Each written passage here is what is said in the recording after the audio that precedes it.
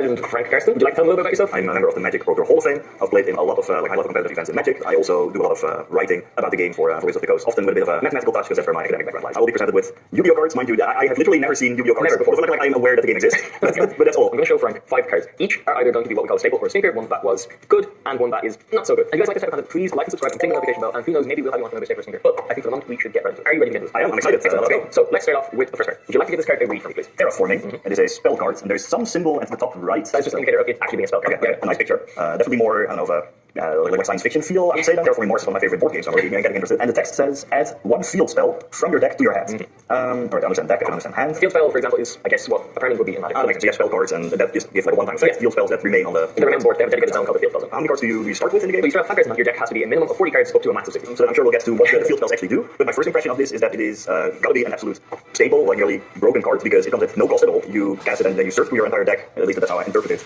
and just select the best field spell that you can gain access to in the Magic. We would call it a tutor. In Magic, those are often like the best types of effects you can have because they just add consistency to your deck, right? They allow you to always get the best cards from your entire library, or alternatively the best card for the situation, to counter whatever the opponent might have, or to synergize what you have in hand. And if this has no cost at all, then yeah, this seems like absolute staple to me. You're 1 for 1. Terraforming is a staple card. Terraforming is really, really good because, like I said, there's no cost to it, and you just get to play it. In Yugioh, we often balance things around the text having a little bit of a snippet that says just, you can only use this effect once per turn, or once per turn you can do this. Terraforming does not have that. Yeah. You just play it, you get a field spell from your deck. Field spells are very, very powerful. There's a lot of decks that just revolve around their field spell doing a lot of stuff for them. There's a field spell called Union Hanger that you can play, and it searches you out another monster that synergizes with the field spell, or a creature, I guess. And then you can summon that creature because there's no mana requirements, because nothing Yu-Gi-Oh has a cost unless it says on the card. That is still just and then that field spell does something else with that monster. Field spells are really, really good. A lot of decks just revolve around their field spell. So having a card that can search out a field spell is amazing. It's just extra copies of the best cards in your deck. Terraforming, a little bit easier one. We're going to move on to the second card. Alright, let's go. If you'd like to give this card a read for me. It's a lot of text. It's a red reboot, a trap card. So maybe that's also a sign that this is a trap. We'll see when your opponent activates a trap card. Okay, so like it's about trap cards in both of the players' decks.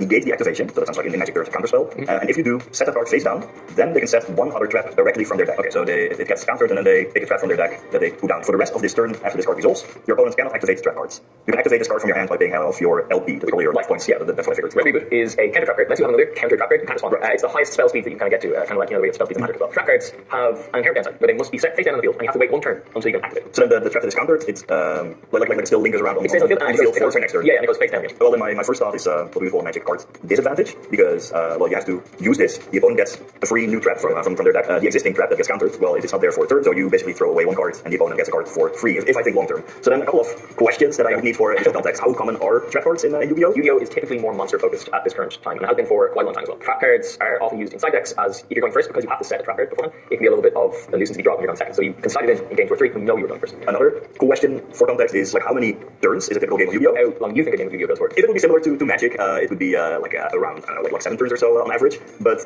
given that you asked me this question and that this card is over here, like with the mechanics of traps, maybe it's only like 1 or 2 turns then? Yu-Gi-Oh typically on average lasts about 3 turns. Being my turn, turn 1, your turn, turn 2.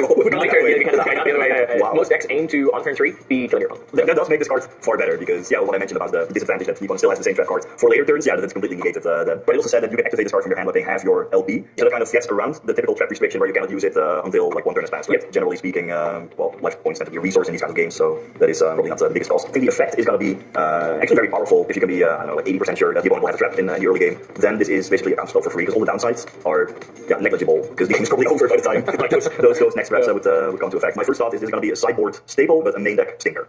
That assessment is actually perfect. Nobody would ever really run this in their main deck ever, so you're 100% correct. Yeah. Red Reboot recently got banned. Red Reboot was at 1 for the longest time, which felt real kind of sacky or kind of unfair if you drew it because you drew your 1 off, like would stop your opponent from doing something, and then you could win the game off that. The reason Red Reboot is so good in the sideboard, right, is you don't really want to run traps in your main deck unless you're a trap focused deck, unless they do things that are important from hand and stuff like that. Because if you end up going second, it's just dead cards in hand. It's a 7 away turn, so traps actually usually going to fall out of the game. When you're going into games 2 and 3, though, if you win, you let your opponent choose if you get to go first time, right? So what your opponent can do is if they've lost, they can go, okay, well what I'm going to do now is I'm going to take all the cards out that like I'm very good say going second and replace the cards that are good going first, right? Smart. So you can take a bunch of trap cards that are just essentially floodgates, cards that will shut your opponent down, say something like, oh, the opponent can only summon twice per turn, or the opponent can't use spells this turn, something like that, right? And because the way traps work, they can get at any point in a chain or during like open game state, if your opponent passes the open game state. If your opponent chains a floodgate and you don't really have a response to it, and you're like, what am I supposed to do now? Or they can chain it in response to summon. You're like, now I'm locked into this specific type of monster now and I can't get rid of it. Red Reboot is amazing because you can just go, okay, from my hand, I'm going to throw Red Reboot, pay off my life points. Oh no, my life points are now halved. I'm only on 4,000 life points. You start with 8,000. Like, wait, what? Yeah, start with 8,000 life. Don't worry, the attack points of the monsters are inflated as well. We start with 20. Your opponent activates floodgate, you can just go, okay, pay off my life points, throw them in the grave, and then I'm going to shut down that spell. Sure, your opponent gets like a trap from the deck and plays on the field, but a little stipulation. You already won the game by now. What Red Reboot also says is that for the rest of the turn, your opponent cannot activate trap cards. Oh yeah. So if they have multiple trap cards in the field and they activate one and negate with Red Reboot, unless they have a card that is also a counter trap card, they can't respond. So it just shuts down their whole back row, meaning that it's kind of just game over for them because they have no response. And going first, you don't get to attack in Yu-Gi-Oh! Going second, you do, because monsters don't have summoning sequence. I kind of glanced over that ability, and it also shuts down the other trap cards, and I really thought it would be quite useful. But yeah, that makes it amazing in such situations. Yes, let's move on to Earthbreaker. The Lost Warrior from Another Planet. Wow. There's 7 stars. A sweet picture of the Lost Warrior from Another Planet. He's the Last Warrior. Warrior Fusion Effect. Okay, just okay, so the text says Zombina the Darkless, Mario Kutai. Yeah, so it's a fusion monster. It kind of exists in what we call our extra deck, which is, I've seen a few people explain it as like a 15-slot commander zone, where you can basically summon these guys out if you meet requirements or have materials for them. And the names that are listed there, the Zombara the Dark and the Bodum, they have to be kind of sent to the graveyard in order for you to summon out this card. Fusions also have a requirement where in order to get them out most of the time, you have to use what's known as a fusion spell, which causes these materials to be fused together to create a bigger monster, is the idea behind it. If this card is special summoned, which you always do when you perform a fusion summon. Right, so that's the type of spell. that makes sense. Destroy all other monsters you control. Neither player can summon monsters. If I understand correctly, you can only really run this in your extra deck if you have Zombina the Dark and Mario Kutai in your normal deck. Otherwise, you would never be able to summon or fuse it. You could cheat it out in some roundabout ways, and some other ways you can do it, but most of the time you are going to have to fusion summon it using the required materials, the listed materials. And fusion spells, I assume, are relatively common effects that you would have on various cards. There's a whole archetype based around kind of like fusion spells or polymerization. The fusion spell requires you to have the materials on hand or in the graveyard or in the field. So usually from one of those 3 places. In rare exceptional circumstances, you can use a fusion card to send cards from your deck. If I look at the effect, like destroy all other monsters you control, obviously a major downside. Neither player can summon monsters.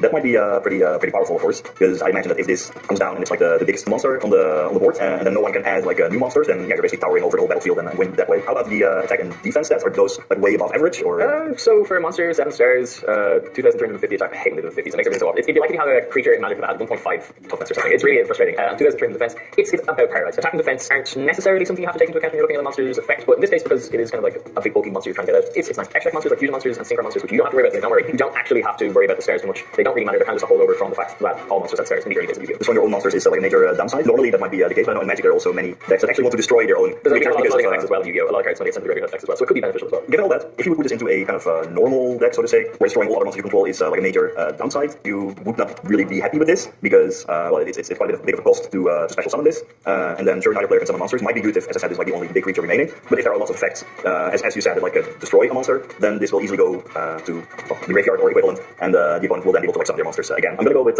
Stinker for now because like in essence you have to invest like a lot of resources into this, and like this extra deck could apparently also be filled with a lot of other different cards that you have access to. So there may be better options available. So it's a bit difficult to say without like a proper frame of reference, but like based on the reasoning, I'm gonna go with Stinker. Last Warrior from the Planet is in fact a pretty garbage card. The way fusion summoning works, you have to have these monsters in your deck. It's annoying. There are cards that substitute like monster names and like fusion substitutes and stuff like that. But in most cases, those cards also list the other material must be correct. So you have to run at least one of these terrible garbage cards because they're not very good. They're basically like vanilla monsters that do nothing as well. I figured that inconsistency would be an issue with all of these fusion cards where you need to get like the right ingredients. But that's a very good assessment of early fusion monsters that used to have very specific like requirements. Like it has to be these 2 monsters. There is one card that can cheat it out, but that requires you to pay 5,000 life points to get it out. So it's more than half. So it's a big investment. It's called Cyberstein. Also, it's a non-searchable monster that's limited to 1. So it's very not consistent at all. It's just it's not something that you're able to do very easily because you're running 2 unsearchable cards in your deck that cannot be sent from deck to graveyard with a fusion spell because those are very specifically usually tied into archetype. Or you have to cheat it out by getting your random 1-of in your deck that is also not searchable. Guarantee you one day somebody is going to break this dumb card. Let's go on to our 4 card. Yeah. This is cost down. Just by the name, that sounds like an appealing effect. Wait, no. They're no cost to Yu-Gi-Oh! Like all cards are free. But in any case, I'm actually going to read it now. Yeah. Cost down spell card. Discard 1 card.